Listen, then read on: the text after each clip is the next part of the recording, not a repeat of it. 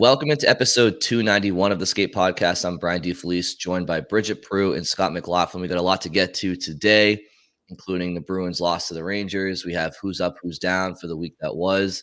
We have to get into this absolute brutal, fictitious narrative out there surrounding David Pastrnak that was floating around in the local media market this past week. But before we get into any of that, let's start with the opening shifts, Bridget and Scott. Actually, before we even get to that, I'm going to tease that we're planning a mailbag for early next week, probably record on Monday. So call for questions. You can send them in today, over the weekend, whenever you get a chance. Email us, skatepod@weei.com. You can tweet at us at the skatepod or comment on the YouTube video. We'll be looking at all three. So, we'll start there. And then I'll go to my opening shift, which is that I am officially concerned about the first power play unit because it has not been good. In fact, the second power play unit has been a lot better. And when you watch the way the second power play unit plays, it really stands in stark contrast to what the first unit isn't doing. And specifically, the second unit has gotten pretty clean entries. And then they get the puck low and they just work it around the net. And it doesn't have to be pretty. They're not looking for, the highlight reel play. They just get it down low and start banging away. And they've scored some goals that way.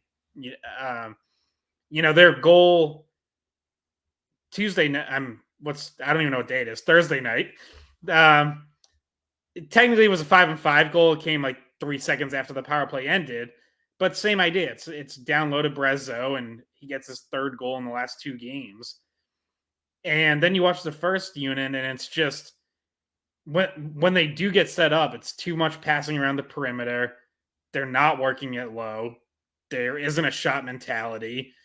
I also think you saw that compared to the Rangers power play, where they get a shot within 5 to 10 seconds of the opening draw, and meanwhile the Bruins go on the power play and they're passing it around, and they're looking to get set up first before they even get a puck to the net.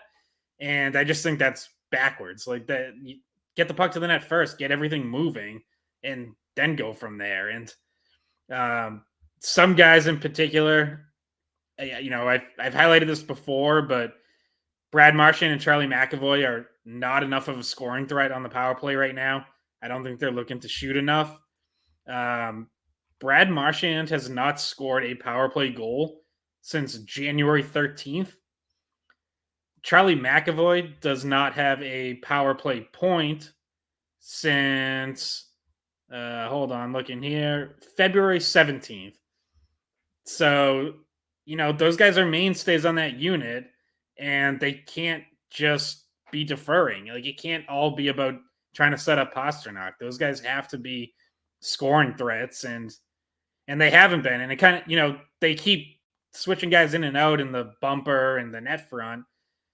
That kind of becomes a moot point when 2 of your 3 mainstays on the unit just aren't looking to shoot enough and aren't being aggressive enough and aren't being dangerous enough when they do shoot. Yeah, that second power play unit's looked good. I have thoughts on both. I'll go to my opening shift first, though. So we've been talking about, this debate has been going on for 2 years now about the goalie rotation in the playoffs and who to play and who to start. And for most of the season, or I wouldn't say most of the season, but for a good portion of the middle of the season, especially when Swayman was putting up the kind of numbers to be an all-star this year, it kind of looked like it was his net to lose going into the playoffs. And people wanted to see him start game 1 and try to hold on to that series. We've been on record, as me and Scott at least, as being cool with a goalie rotation. But if you're the kind of person who thought, give it to the goalie who's playing best at a lot of the season, you would have said, okay, give it to Swayman. But that's not been the case over the last several starts. Linus Ullmark has been playing great. We've touched on that the last few podcasts. He did not play in the most recent game. It was Swayman playing against the Rangers, and he had I want to say at least 2 of those goals, like they're easy goals to stop. Easy for me to say, I know that. But they're uncharacteristic, I guess would probably be the best way to say it. Like for him, those are goals that he stops earlier in the year. And especially that very first one. I don't know if you guys agree on that one. The first Panarin goal just kind of squeaked through. It was bad rush defense. It's not all Swayman's fault, of course, but he's trying to slide over and puck just finds a way through a hole and it's like slowly little, like he got a piece of it, but then it just squeaks through and it's in the back of the net. And there was a few goals that you're like, okay, he needs that one. Like when Brazeau scored to tie it, and then Fox comes like 40 seconds later and puts one in. It's like, okay, you need to save there in order to keep your game alive. Because then that was really the last point where it was like, okay, we had the goal, a little bit of momentum, and then it's gone, and then you never saw it come back. So, yeah. So I guess the real thing we can debate when we finish our opening shifts is it now Ullmark's net if your playoffs start tomorrow? Is it now Ullmark that you're more confident in going to in game 1?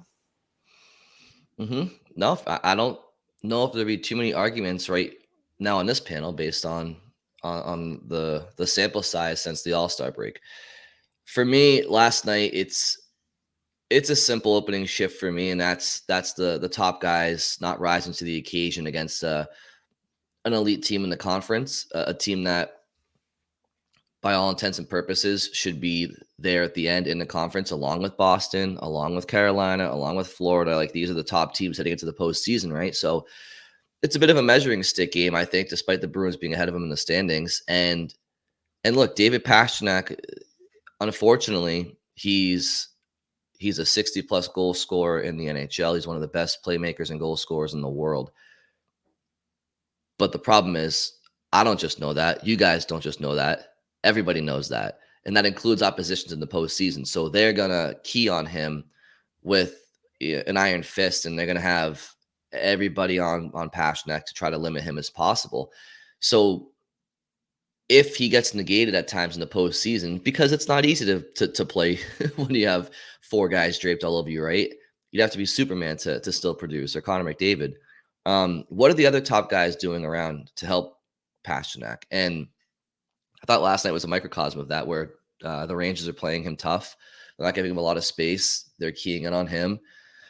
Okay, so Pavel Zacha, Charlie Coyle, Brad Marchand, Charlie McAvoy, Hampus Lindholm, what are you guys doing to help out and help carry the load? And it was just a failure on all of their parts. Nobody showed up last night, and they all got outperformed by the Rangers' top players. And the Bruins didn't lose that game because of the depth being outplayed. They lost that game because the top players didn't rise to the occasion. And that just has to be rectified if they want to have success. Like that's the knock on this Bruins team. Like they have David Pastrnak, they have Brad Marchand, but do they have enough elite talent up, especially up front? And the Rangers do have enough elite talent. And I think last night it kind of showed. And I will say, just to say this right off the bat, that was probably the ugliest hat trick I've ever seen in hockey, because Rangers fans are probably going to boast about how Panarin scored a hat trick, and on the score sheet it says a hat trick, and you got to give credit where credit's due. But Bridget, you mentioned the first goal was Danton Heinen with the windmill pass right to Panarin, and then it's a leaky goal on Swayman, who also was screened. The second goal, literally Panarin passes it off an awful turnover from Lindholm, and it goes off to Brusk's elbow and in.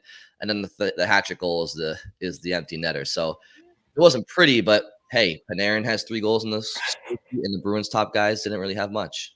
It was an ugly hat trick. I was going to say that too. That was like, you bank one in off of DeBrusk, and it's like the last 10 seconds of the period, and it was just, that one was ugly. And then anytime that you end a hat trick with an empty netter, you're like, okay, well, like we'll give it to him, but it's,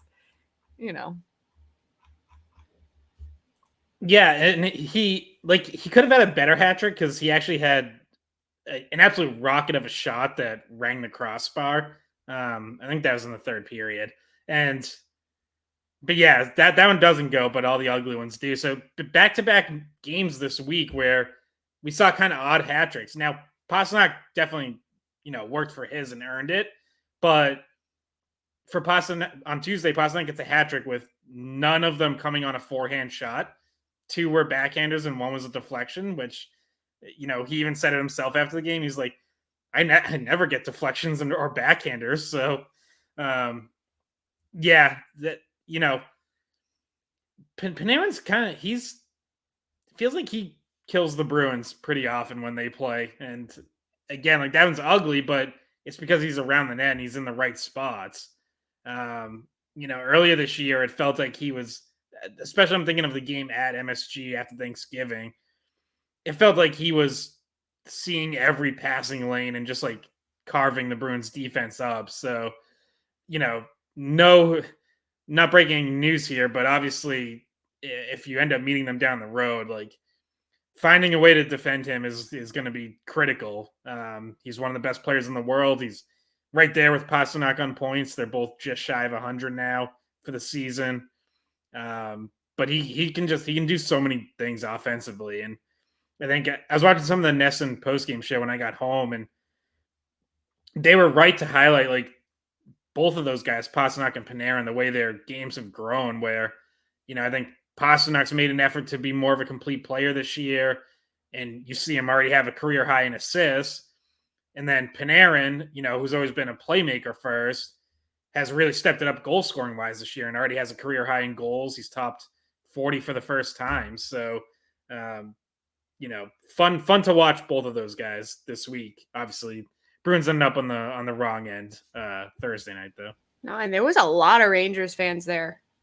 Like, I don't know how much that came across on TV, but like there was genuinely like almost 50% Rangers fans. It was kind of crazy. Usually we see the Bruins fans invade other places, but like there was seriously a good chunk of everybody was on the same page that it's time, like the Rangers fans were showing up. And they saw a good game. Bruins fans weren't quite as happy with what they watched, but I mean, obviously you could tell with the hat trick, there were plenty of hats coming on the ice, and Bruins fans weren't the ones throwing those. So, right, yeah, I think that as a whole, it was frustrating watching that game because the Bruins just there was a lack of physicality. They weren't sharp. They were fumbling the puck. There was no conviction in their play. There were too many flybys.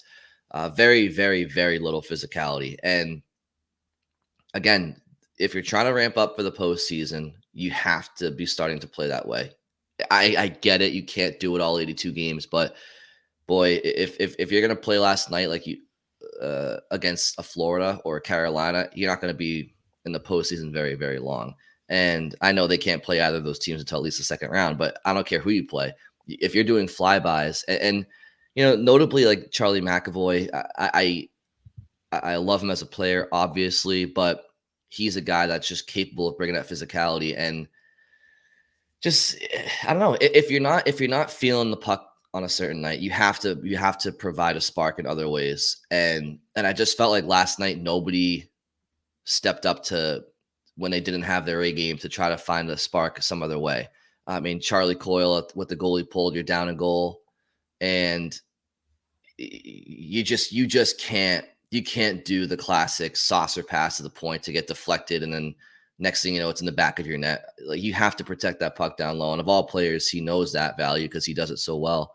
I don't know. I was just disappointed in the team's lack of spark, lack of energy. And I don't know about you guys, but it was just disappointing to see. I can't tell you why they played that way, but that's not a game that they should have been flat for. No, they were never first to pucks, which is, that you're not winning many games where you're getting beat to pucks and you're losing the battles, and and their entries were sloppy at times. Like through the neutral zone, they had a hard time transitioning for a good chunk of that game. I mean, the first period they looked good, but then it started to fall off after that. Someone even asked after the game, was it fatigue? And he's like, there's no reason why they should be tired right now. It's not like they're in a portion of the schedule where it makes sense that they're, they're not coming off a West Coast road trip, a back-to-back. They're, they were in town and they shouldn't be feeling that fatigue. But I personally didn't think that was the reason, but it is the end of the season, I guess. I'm sure some of that could be it. No, but their schedule's been favored, because they've been ahead of everyone else in games played. Now they get the benefit of that, which is like they get more rest than just about everyone down the stretch. So yeah, that shouldn't be the case at all. I mean, you had 2 days off, Saturday to Tuesday between games, like everything's spaced out. I know they have a couple back to backs, but even that, like this Florida back to back coming up, they got 3 days off on both sides of it. So no, schedule definitely shouldn't be an excuse, and I don't think it is. And Montgomery said after the game, he said they checked really well. I don't think we checked well enough. I don't think we competed hard enough on pucks.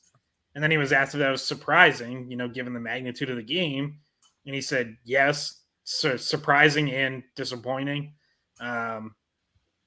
So yeah, the good news for the Bruins is they're going to have plenty more games over the next couple weeks to prove that they're ready to step it up and bring it against playoff teams, because their schedule's not easy. They now go on a weird 6-game road trip that actually, I think they actually come home twice during the road trip, quote unquote road trip, but 6 straight road games.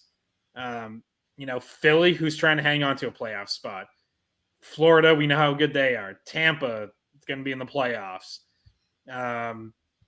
Washington, desperately trying to fight their way into a playoff spot. Carolina at the end of it, and then when they come home, Nashville. I forgot Nashville. One of the only maybe the hottest team in the NHL. And then they come home and they get Carolina and Florida again. So, this was kind of the start of this stretch of playing some really good teams. And obviously they didn't rise to the occasion for game 1 of it. We'll see where they go from here, but you want to see them obviously bring it and rise to that level for, I don't know, at least 3/4 of these games, 80%. I'm not going to expect it to be every single one of them, but it can't be one-on-one off. That's not good enough heading into the playoffs. Yeah. And that's another takeaway from this too, is I'm not damning them. Like every regular season game is a chance to learn and improve and get ready for the postseason. So until it's the playoffs, and you can, even in the postseason, you can still learn game to game and adjust, but this is not the end of the season, right? It's just calling out what needs to be better. And the reality of the situation is, and I hate to go all Herb Brooks, but they don't have enough talent to not win, but without their work ethic and their physicality. Those two elements, the attention to detail, the physicality, and the defensive commitment, without any one of those facets, this team's not going anywhere. And those 3 will lead to offense for them, but they aren't good enough, I don't think, up front on pure talent to just, not play the way you need to play. And I think that's why bringing a guy like Pat Maroon can help as well, because he just has that. He's been in 3 cup finals and or maybe 4 cup finals, and then they lost to Colorado when he was with them. So he won 3, went to 4 straight. A guy like a guy like that knows what it takes game in and game out. And he spoke extensively with Billy Jaffe and Razor on their podcast, the Morning Brew podcast, for about 35 minutes, and it just seems like the Brew, I don't think when he's ready, he's going in, and he's going to get a chance. And that doesn't mean that Brazeau comes out. It just means that they're going to find room for Maroon to make his presence known in this room. And I think that a guy like him will probably remind his teammates every game what they need to do. Yeah. So. I actually bumped into him yesterday on the 9th floor getting my tea. I have a routine of just going and to help keep my hands warm, but also it's kind of a nervous habit. I always just have to have something in my hand and kind of drink the tea. So he was also in line for the coffee, tea. And so I just talked to him briefly, and he's a really nice dude. Also so tall, so ridiculously tall. And he wasn't in skates when he was talking to us. Obviously he's dressed in his suit and his hat, and he's just way taller than me. I don't know. He's a big guy. Nice. He was helping some kid find the bathroom. I don't know. Who, He was Lauko? also mildly cold. He's like, I'm mostly getting this coffee to warm my hands. I'm like, same. No, he was a nice guy. I'm excited to see him get in. He's not like what Bostonians might think of him. Like the same as like if you saw Brad Marchand on the street and you're someone who hates Brad Marchand, like he's just a normal dude. Like he's just a guy, Yeah. just nice. I mean, I had no ill will towards Maroon when he was in St. Louis or Tampa, other than the fact that he was on a team that just kept beating the Bruins. But he never really did anything that was like, I mean, he would always.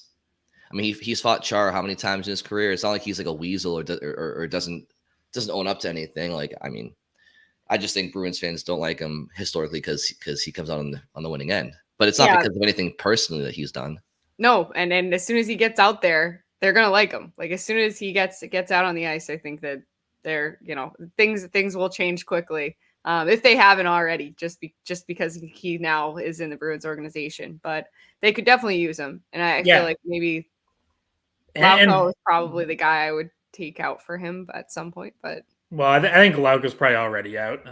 Yeah, but yeah, also worth noting here, Maroon started skating. He was on the ice Thursday before morning skates, so still not with the team yet, but he was out there. They'd kind of pulled the reins back in and pulled him off the ice. He had been skating before the trade, and then Bruins wound up deciding on like a different plan, pulled him off for, whatever it was, a week or two, and now he's back out there. So, Montgomery said there's still no timetable, but he did get all excited and, pull one of his little Monty-isms where he said, "Big Rig's on his way back."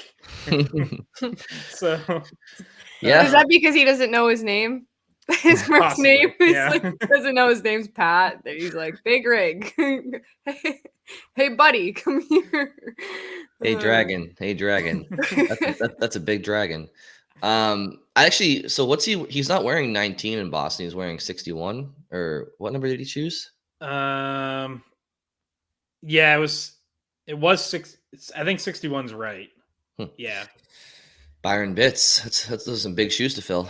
By the way, I'm planning to ask him about that at some point because I think I looked it up, but I think it's the 7th or 8th different number he's worn in his career. So guy clearly has like no affinity for any one number. Just kind of rolls in. He's like, yeah, give me whatever's available. Mm-hmm. Well, yeah, at this point, Beecher had 19, so. Oh, that's right. Yeah, that's right. So Bridget, let's jump back to your opening shift with Swayman. It's been something that, look, it's been too long. It's not an off game. It's not an off week. It's been an off month plus for him since the All-Star break. And look, we can break down those goals against the Rangers. Didn't like any one of them.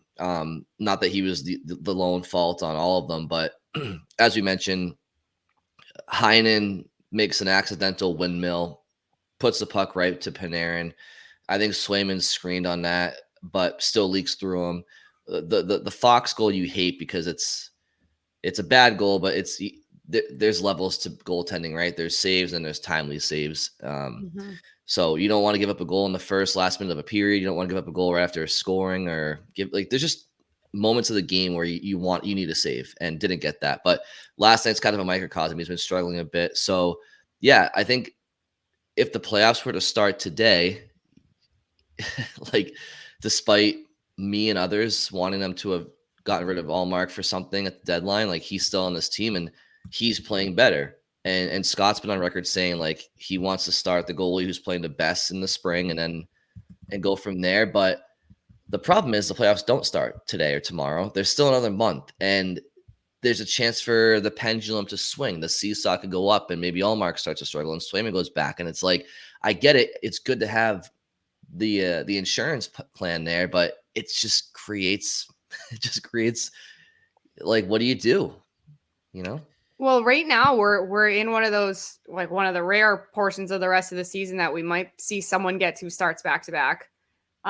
So like obviously the chance would be to go, which I don't think this is what's going to happen. I think it's going to be the second option I give you, but like you could go Swayman in Philadelphia. That would give him 2 starts in a row with the New York and then Philly, which I don't think is going to happen. What I think is more likely to happen is you see Ullmark start Philly and Florida back-to-back games, and then that's what I would do. I would do and that, then by the play way. Swayman Tampa, because that's directly the day after the Florida game. So, because we were talking about, all right, if you want to have a guy ride a guy for a majority of a series, they have to have some prep for it mentally, as well as physically, obviously.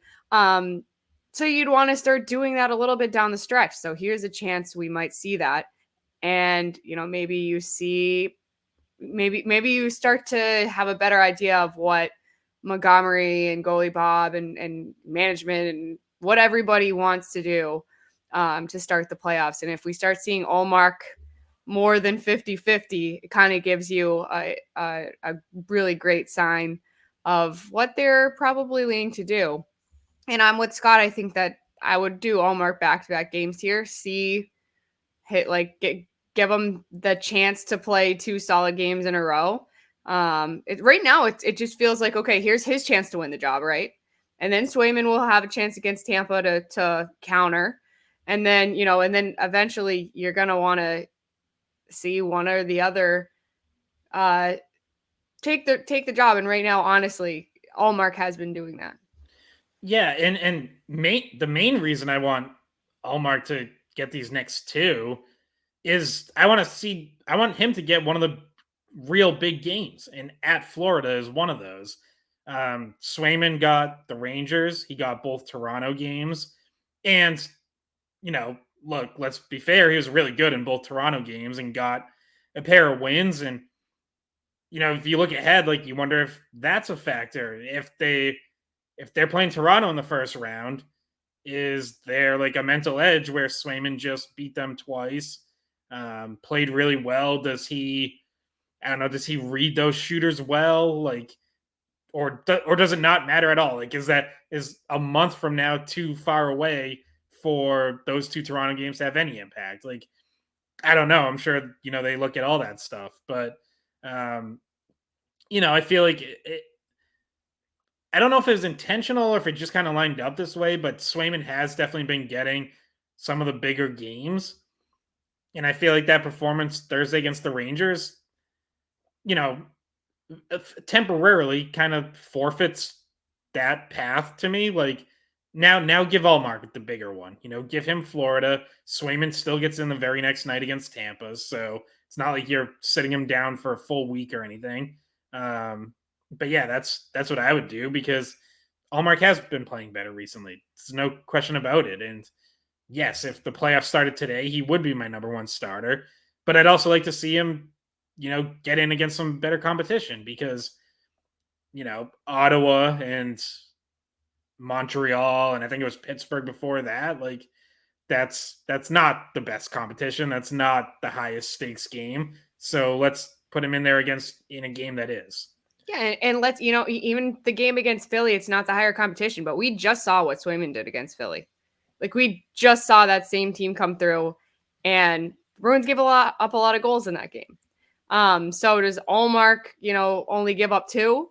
Or because you're seeing the same team really close together, what does it look like? What is the exact difference between those 2 goalies? That's why I think that they should go to him for Philly too, as well, not just Florida.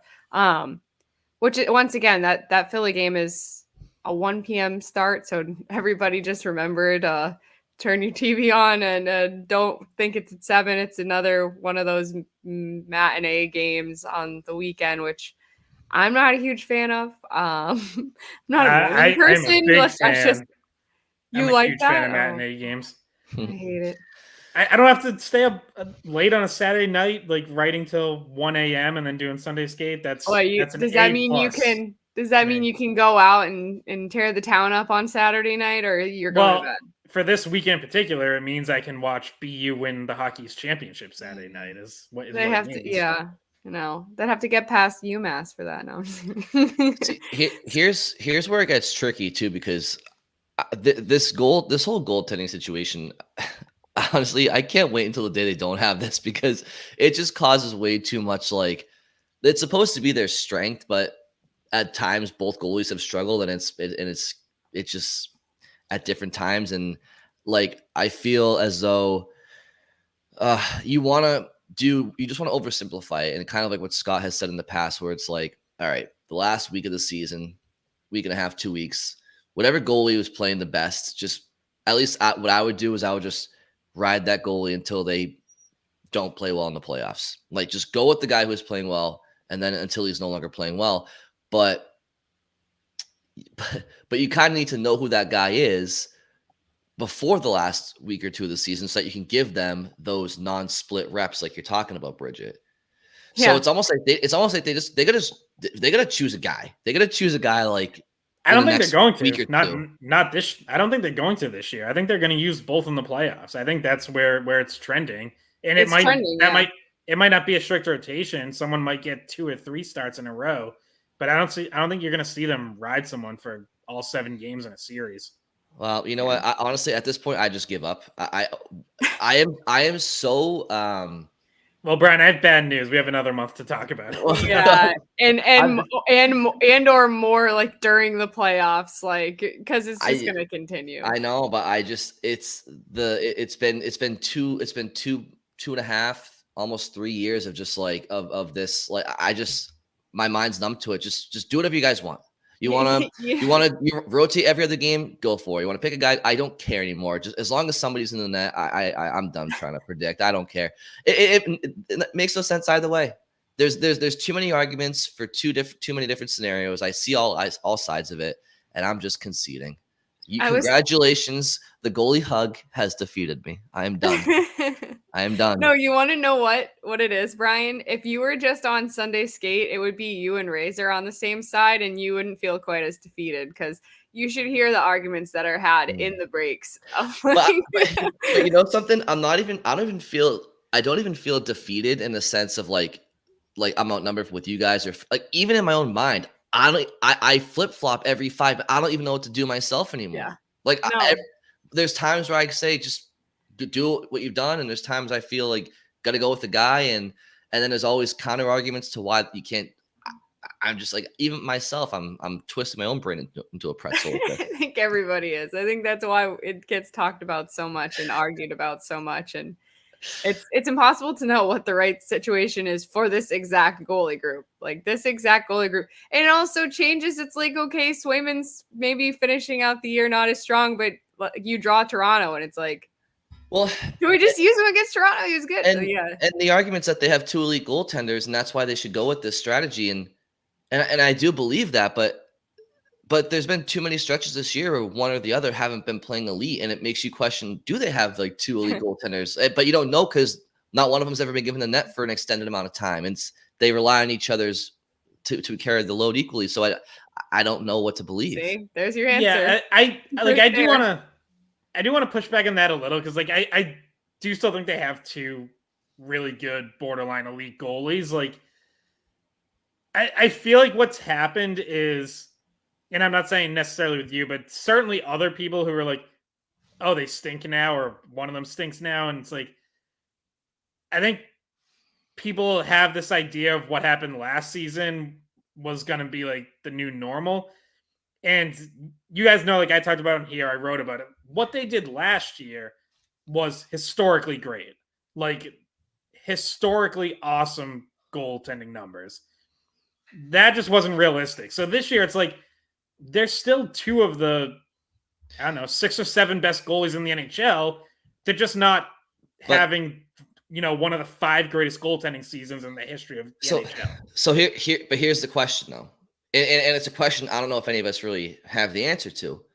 Because and if I gave off the impression that I don't think that they're both really good early goaltenders, and I misspoke, I misrepresented my own opinion, but like, do we know if they're that without each other, each carrying 50% of the workload? Like, have we seen? That's kind of what I'm saying. Yeah.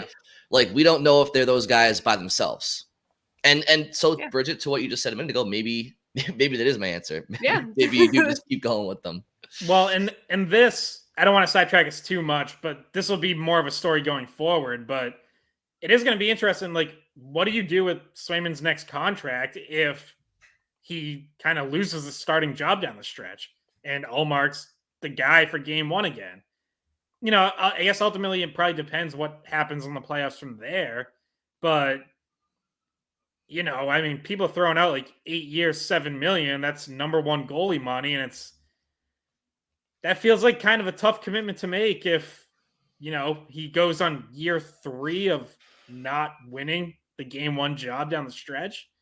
Like, I would have at least a little bit of hesitation of throwing that kind of money at him, just to be completely honest.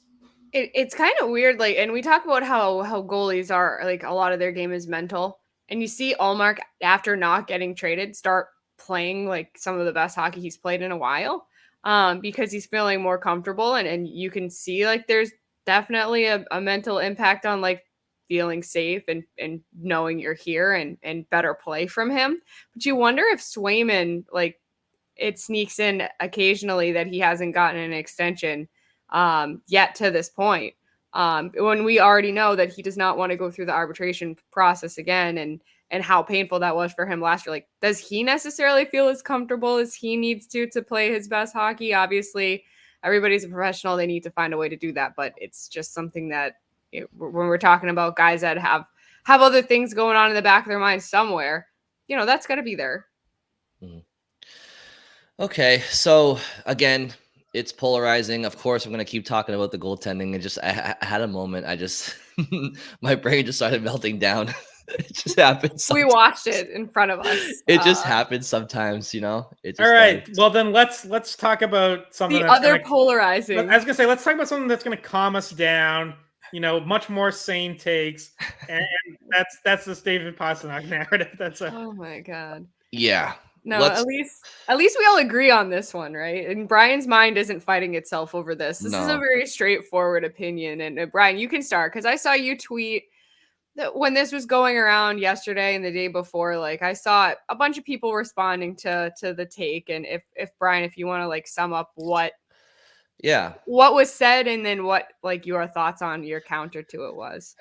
Yeah, I mean, so basically, I'll just give the spark notes, and that's there's a 2 to 6 show in Boston, not Jones and Mego, so I'll leave that there. And, like, listen, I've been listening to that show since I was 15, 16. I used to get, I remember the 2011 playoff run. Like, I leave school, I grab a chicken parm sandwich, throw on the radio, get ready for the game. Like, for a long time, I've been a listener of sports radio. I love it. I go ahead, Scott. Can you guys hear the beeping behind me?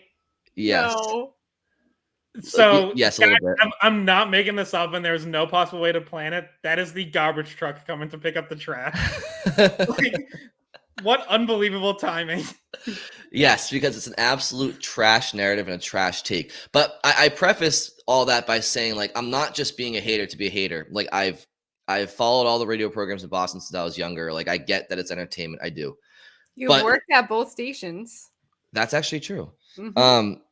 So anyway, yeah. So they're trying to talk about how David Pastrnak basically is a despite being the best goal scorer in Bruins franchise history, certainly on pace to obliterate that record, and being one of the best goal scorers in the world, and that they don't like him. And they literally said that he doesn't perform in the playoffs, and he doesn't help players around him get any better. And I'll just quickly say, because it made me literally lose brain cells. Multiple brain cells fell all over 93. They're still plowing them up like it's snow salt. And, like, he not only is the greatest goal scorer in Bruins history, will be one day, he has more career assists than he has goals in both the regular season and the playoffs. So he helps players around him. And he's also well over a point per game player in his career in both the regular season and the playoffs. So I'll just throw it to you guys, because I'm trying to get too worked up, because that's literally what their shtick is. But because he doesn't hit like Cam Neely or play defense like Patrice Bergeron, he all of a sudden doesn't score in the playoffs or help those around him. And there's literally statistics that are so far beyond the opposite of what they're saying. It's like I said, brain cells are all over 93. Yeah, he's over a point per game in the playoffs. He's among active players. I think he's 6th in career points per game in the playoffs. It's crazy. Like, mean, just look at last year, game 6 and game 7. He got off to a slow start in the playoffs last year. No doubt about it. He was too quiet early in that series. The last 3 games, he was probably the Bruins' best player. He was one of, only a few guys who actually did show up. Game 6 and 7, he scores a go-ahead goal in the third period in both games. If if the team around him doesn't blow the lead both games, he's a hero in either one of those. Like, he would have had the game-winning, series-clinching goal for them. So it's like that's wild, to try to go back to that series and suggest that he didn't perform or that he doesn't perform in the playoffs in general when he's over a point per game. And the whole doesn't make guys better is an especially wild take this season when he already has a career high in assists and has been tasked with carrying the load offensively, far more than he ever has had to in the past. Like, I know last year there was a big gap between him and Marchand, who was second in points, and that gap's there again. But last year there was that gap, but then there was a lot of good players in that next tier. And not to, I don't want to diminish this year's roster too much because there are still good players, but clearly it's, a much more top heavy offense. It's not as deep of a team. And, he's got points on, I think it's 45% of their goals this season. He's been on line with Pavel Zacha and Danton Heinen, who are 2 good players, but come on, what are we talking? That's not. Look at the other leading scorers in the NHL and the guys that they're playing with. I'm sorry, with all due respect to those guys, they're not playing with Pavel Zacha and Danton Heinen. That's your first line essentially. Is Danton Heinen on a first line anywhere else if he's not with David Pastrnak? No, but Pastrnak has made Pavel Zacha better since he got here. That is a very specific person you can look at and go, oh, he doesn't make anyone better. Pavel Zacha would not be putting up the numbers that he does, playing the way that he does without David Pastrnak being a weapon that he can dish to. And also David Pastrnak being such a good passer that anyone on that line, they're going to handle the puck and be able to finish because Pastrnak found them. And you can think of a few different examples. At one point in the season, Morgan Geekie was playing with Pastrnak, and all of a sudden those two randomly had chemistry, and Morgan Geekie was just banking shots in that on great passes by Pasta. And I mean, throughout the years, David Krejci obviously benefited from playing with Pasta, especially last season. It's crazy. It's crazy, and that's why you feel like you're arguing with yourself because you're like, I don't even know who I'm yelling this at right now because they're not here. But I mean, really, they're doing what they wanted to, right? Because Pastrnak has a hat trick, and then the take is, oh, but he's this doesn't mean anything in the playoffs. He's gonna go quiet, and I think the narrative that it slowly has been building with I don't think our station does this, but with this specific show is that Pastrnak is a selfish player, which is also not true. And I think that this kind of comes out of that, Pastrnak, he disappears in the playoffs because I don't know if it's just a weird they've been able to convince themselves that David Pastrnak has a different personality and style of play than he actually does, right? Being around David Pastrnak, he's not a selfish person. He's a fun person everyone likes to be around. He's very well liked. He's definitely works just as hard as everyone else. He's not like this superstar diva that sometimes people try to give him a little bit of that impression. He's absolutely not that. He's very calm. He's very chill. He is not needy or I don't know. He's just a chill guy. It seems like part of trying to build him into a personality that's just not who he is why you hear that some of this stuff sometimes.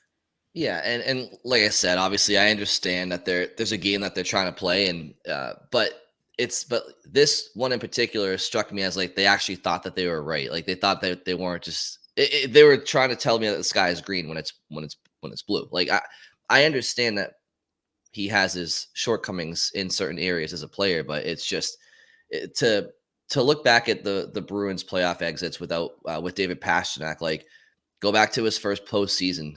They lose to the Senators in 6 games, I think, and Pastrnak I think had 4 or 5 goals like in his first postseason.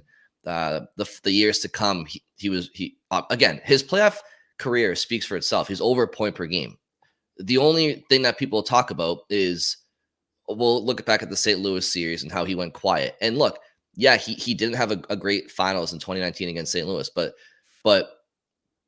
again, you're to blame him, especially for like the whole team sucked in no show half that series against St. Louis, but to blame him for like the loss of the Panthers, it's like he was the only player after like game 2 that resembled any part of the regular season version of themselves that year. The whole team sucked in that. Like to blame Pastrnak, who had a hat trick in game 6, go ahead goals in game 6 and 7. It's like to blame him of anybody on the team. Let's not talk about the coach. Let's talk about the goaltending or anybody else that no showed, but let's talk about the guy who actually did.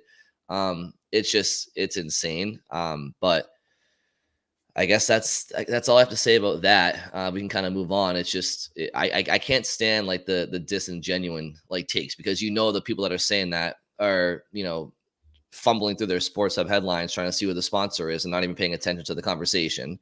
And the other guys, writing his Patriots beat for the combine coming up. Like they don't even know what they're talking about. But in any event, before I get too mean. Yeah, just my last take. So just to back up what I was saying earlier about line mates, Nathan McKinnon has had Mikko Rantanen on his wing pretty much all year. Mikko Rantanen also in the 90s in points. Nikita Kucherov has been on a line with Braden Point and Steven Stamkos pretty much all year. Connor McDavid has had Zach Hyman all year and Leon Draisaitl for large chunks of the season on his line. Austin Matthews has had, at least one of Mitch Marner or William Nylander on his line all year. Of the top scorers, the one comparable is the guy I mentioned at the start, Artemi Panarin, who's been with the likes of Vinny Trocheck and Alexei Lafreniere, which again, like good players, but not superstars. So yeah, anyways, that's it. That's Pasternak's literally playing with a walk-on. Like no disrespect to Danton Heinen, but Pastrnak is playing with a guy that almost didn't play in the NHL at all this year. And they look good together. It's just nuts. Yeah. It's just one of those things like, you know what? Enjoy watching the Bruins in 12 years when he's gone and there's not a player like him. Like it's like you're literally criticizing the greatest goal scorer that will go down in the franchise's history until somebody surpasses him at some point because he turns the puck over, because the puck's on a stick the entire game because he's the best player. Like the Bruins they would not even sniff the playoffs if it wasn't for Pastrnak. Not even close. Not even close. No. It's insane. Yeah, let's talk about him now. Let's shit on him. Is that kind of take that makes you feel like you might be living in Toronto? I'm like, do we live in Toronto? Last I checked, I didn't. Like, where you criticize the best player and just by saying that they're never gonna, like, just by pure like trauma, being like, well, they're gonna kill our playoff hopes again at some point. Like they're not gonna do what they need to in the playoffs. Like it's nuts. It just annoys me because it's like it's not even like me being like a Bruins homer here. It's like he's literally the best. To be the best person in the world at what you do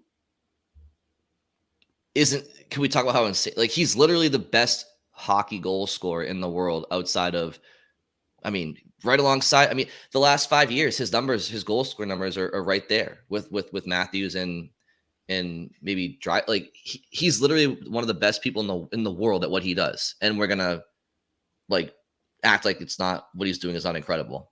It's just it's so annoying. And act like the effort like goes away, and it doesn't. So, and he's not just a goal scorer or an assist maker. Like he does get engaged physically. He's not Scott. Maybe not that you have these in front of you, and I'm sorry to make you seem like the type of person that would have this in front of you right away. But I also feel like his defensive analytics might not be as bad as people say. Maybe they are. I don't know. But like they're like break even to slightly negative, but nothing. it's nothing that even comes remotely close to offsetting what he gives you offensively. Exactly. So, that, by the way, I was just looking at giveaways because everyone always likes to cite that. Pasternak's number 2 this season. Number 1 is Nikita Kucherov, MVP candidate. Leon Draisaitl's 4. Nathan McKinnon's 5. He's going to win the MVP. Connor McDavid's They all 9. have the puck on their stick a lot. That's why they have the most giveaways. Right. It's all the best players in the world because they're the ones who always have the puck. Exactly. So, anyway, we can move on from that one. We got to get to quickly some ups and downs. I think we probably mentioned them naturally throughout this episode already, but why don't I throw it to you guys real quick? Yeah, I'd say, one that we only touched on a little bit, but Justin Brazeau and really the fourth line in general continues to be an up. Brazeau, 3 goals the last 2 games. Two of them on the power play, 1 right after power play expired. So he's certainly shown that he can bring that. I also think his 5-on-5 play has been good. My opening shift was about the top power play unit struggling. I wonder if you put Brazeau net front on that unit. Again, like the bigger problem to me is, Marchand and McAvoy need to be more aggressive, but it might not hurt. Like while you're already in the mood to try to change that net front spot on that unit quite a bit, like might as well try it. Think Boquist continues to play well. Beecher, a little quieter game Thursday, but had been playing well. Kind of got rotated out in the third. They were putting Brazeau out there on multiple different looks, and Boquist too, but Beecher and Lauko didn't end up rotating in for a good chunk of that third. Yeah. But Brazeau is the most obvious up, right? Like the guy feels someone nipping at his heels when they add Pat Maroon and he just goes off. Like he just plays well. And does exactly what they've been looking for someone to do the whole year, with the net front role, with like being a strong power forward, doing like a fourth liner that now all of a sudden is your biggest power play threat. Like where did that come from? And he looked good on the second power play unit again. I loved that. This is, maybe love is too big of a word, but like, I like the idea of Frederick on that unit too. And we saw the potential for that to work because those are both guys that they win puck battles near the goal line and just keep throwing shots on goal. And it kept coming out. And eventually, after Brazeau gets a few shots, after Frederick gets a few shots, DeBrusk puts in a goal right after the power play expires. But that was all due to the work that was done by that second power play unit. And I liked Frederick on that unit too. He's not someone who gets a lot of power play time, but the identity of a second power play unit that has Brazeau and Frederick on it is a completely different identity than you've seen from the power play this year, any of their power play units this year, because those are guys that are grittier. Those are guys that are battling.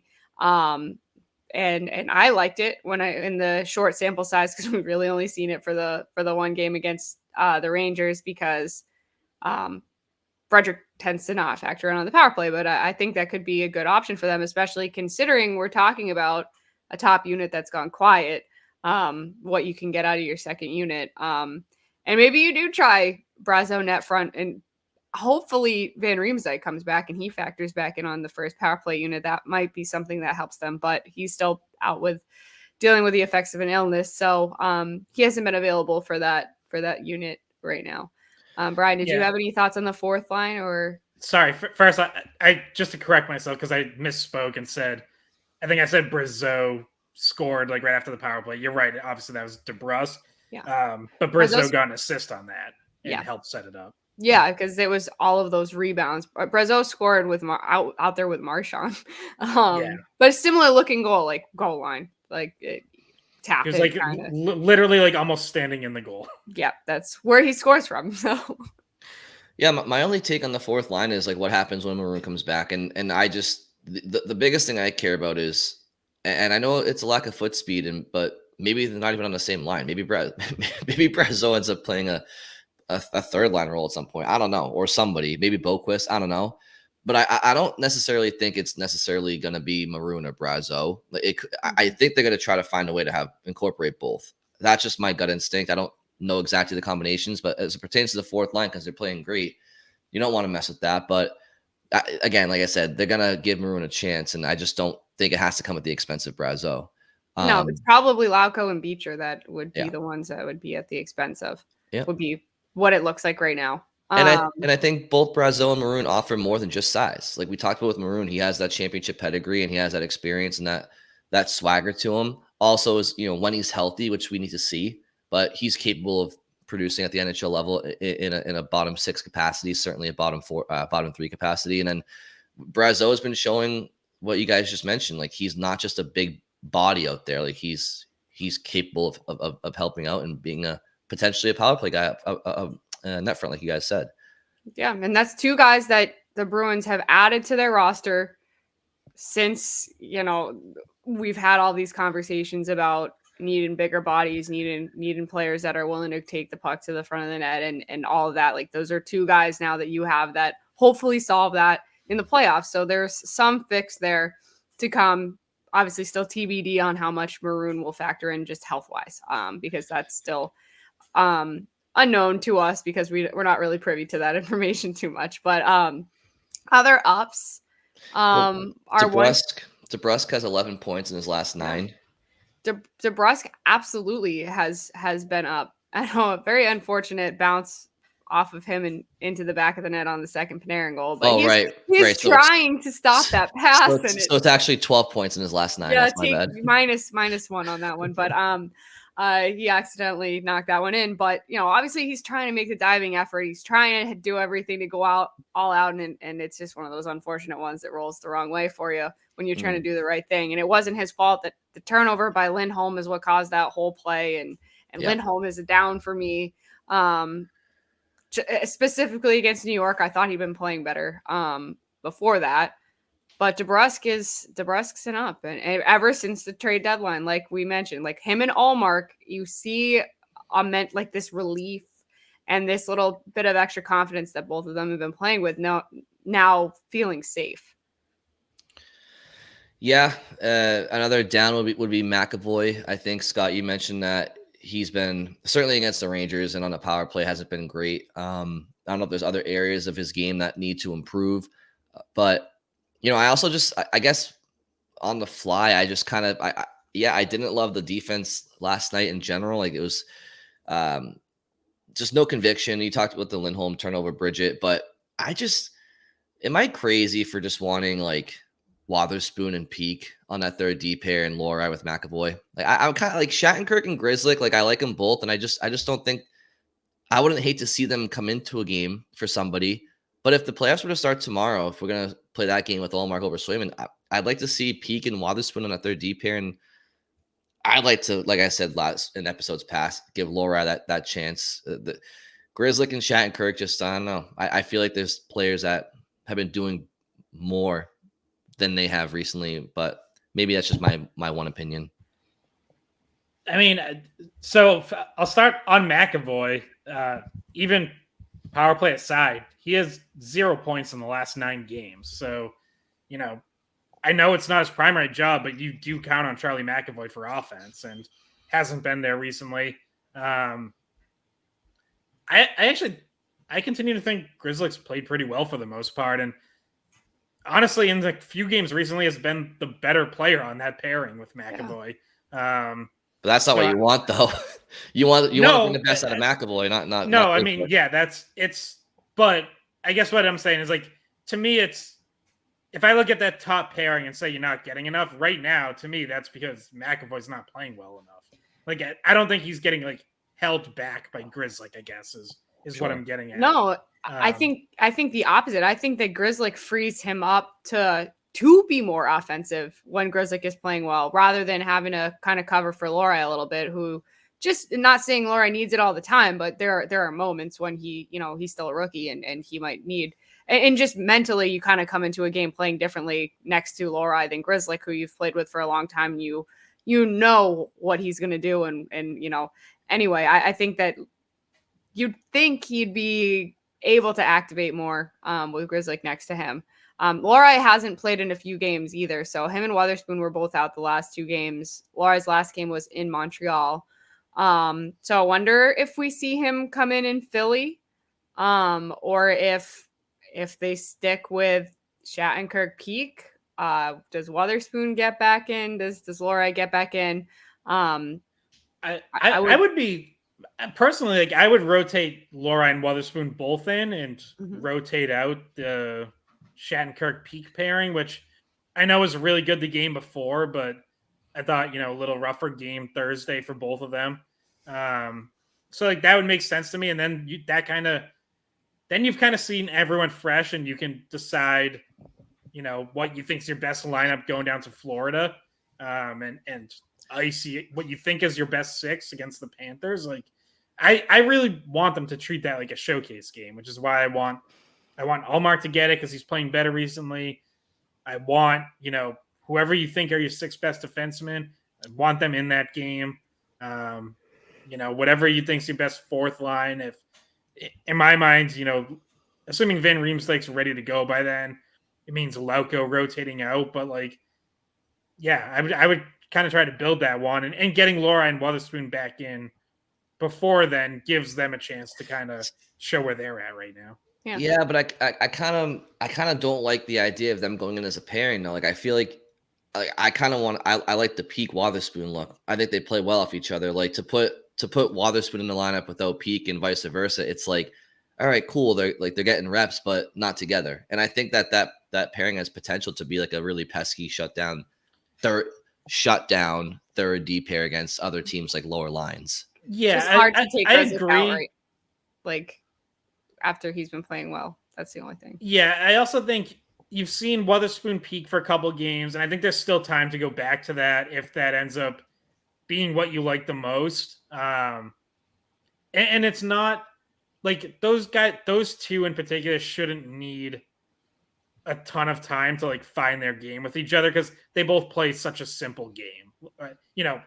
When they're playing well, their game is very simple. So that, in theory, at least, like you should be able to pick that back up pretty quickly. Versus, if Lohrei going to be in on the third pairing, like whoever he's playing with, that's a little bit different to adjust to because he's going to go offensively more.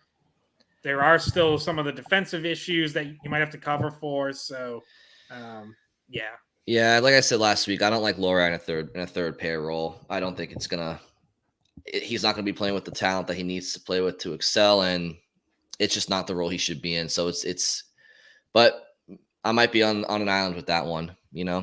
I just think like you have to take advantage of opportunities wherever they are, and if at some point I would have liked to have seen maybe a couple of games of him with McAvoy. Give that a little bit more of a chance, but they just haven't. Like I feel like it feels to me, and maybe there's still time for it to switch, but it feels like there were 2 paths. Whereas like either they had to try to get Grzelcyk right and keep him with McAvoy, or you had to put Lohrei there and say we're going to give this a shot. And I sort of feel like we already passed the point where they picked Grzelcyk, and he has started playing a little better, and it just kind of seems like they're committed to that. Like I don't even know that that's necessarily the right thing to do, but if realistically, like you can't get both of them ready for that spot. Like you got to kind of pick one. If that's what they've chosen, I just disagree with it. And like, what do I know? I'm not an NHL coach, but I think that McAvoy would be better off not feeling so comfortable because he hasn't been playing great and he's been alongside Grzelcyk. And you can say what you want, but like I'd rather go with the upside of Lohrei for a defense core that doesn't score a lot anyway. And if the side effect of that is McAvoy needs to play on his toes because he is playing with the rookie and he needs to step up his game as opposed to feeling comfortable with old buddy Matt, who has been his D partner for off and on for 6 years plus college. Like, I don't think it's the worst thing to have him play on his toes and also incorporate the upside of Lohrei. Look, I don't think it's a make or break. It's just, I don't know. That's just how I feel about it. And I could be wrong, but that's my opinion. So anyway, any final takes before we wrap this up, guys? I don't think so. I think I'm just good. A reminder. Yeah. Yes. Plug the mailbag one more time. Yeah, so we'll be recording sometime Monday, probably early in the day. So if you have any questions, send them to us by the end of the weekend. skatepod@weei.com, email, at the skatepod on Twitter /X, or leave a comment on YouTube. Or ask your question a little bit early. Call Sunday Skate 617-779-7937. Can also do that. But you won't get the shout out on here though. Yeah, no. Brian, you still haven't called in yet, so that's the number in case you need it. Foria, also still waiting for Foria to call in. Yeah, I don't know if he knows the call-in number, even though 0% chance. There's also 0% chance he knows what. Although time he did call into the Greg Hill show the other day, or okay, might have even been Friday, but he has no idea what time our show's on. So I was told he's awake for that. So like he's not someone that doesn't like isn't a late riser on the weekends. I guess he wakes up at 6 a.m. anyway. Yeah. But yeah, no, he hasn't. Him and Razor have a feud, like a mini feud. It's like obviously a joke, but they like to go at each other occasionally as former players. But yeah, Brian, you still get a call in. Anyone can call in. The texts are always pretty terrible, honestly. We read some of them off, the non-terrible ones, but yeah, a lot of them are pretty bad. Oh boy. Well, you have to tell me what those are afterwards. But yeah, so we have a mailbag next week, and then Bridget and Scott Sunday Skate, obviously on Sunday 9 to 11, and then Scott's heading down to the Sunrise State. Scott's gonna be a zinc guy. He's not gonna be a sunscreen guy. Got to get him some zinc. You know. Yep. Can't have him burning up. How about an umbrella? Can we get him an umbrella? That's a great idea. Send him a bucket hat, Bridget. Send him a bucket hat. Yep. A skate pod bucket hat. I should have made one. A Scott's Pops bucket hat. Yes. All right. Well, that'll do it for this episode. Thank you all for listening. Have a wonderful weekend, and we'll talk to you on Monday. Hey, guys. Thanks for watching the Skate Podcast. If you want to see more of our videos, visit our playlist. Not in front of a screen? You can listen to us on Spotify, Apple Podcasts, or wherever you get your podcasts. Don't forget to follow us on social media. And if you enjoyed this video, please don't forget to give us a thumbs up, subscribe to our channel, and leave a comment.